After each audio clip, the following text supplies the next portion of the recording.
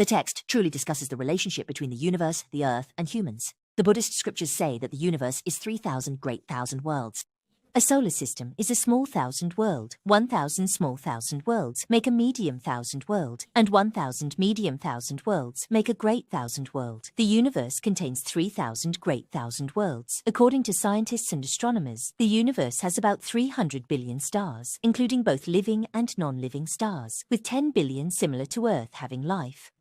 The Earth is one of the 10 billion planets in the universe, inhabited by living beings known as humans. The Tao encompasses the essence of the Tao, the form of the Tao, and the nature of the Tao.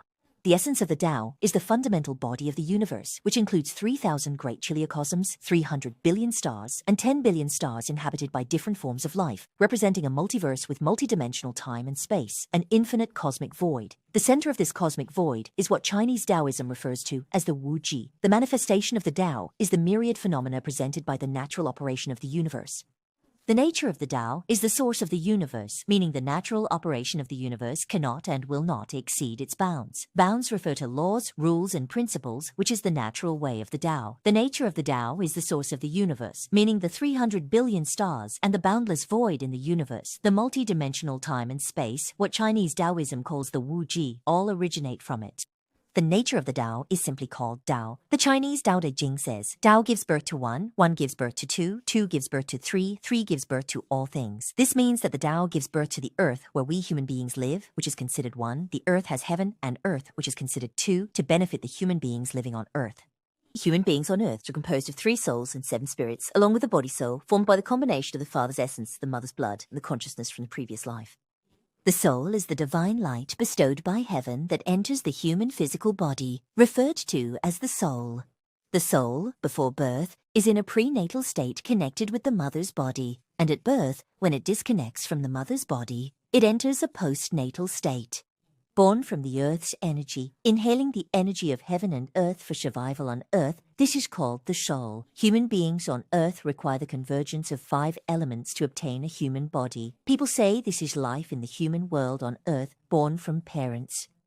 Little do they know that human life is also born from heaven and earth, requiring the gathering of 5 elements. Heaven and earth together create humanity, known as the 3 talents.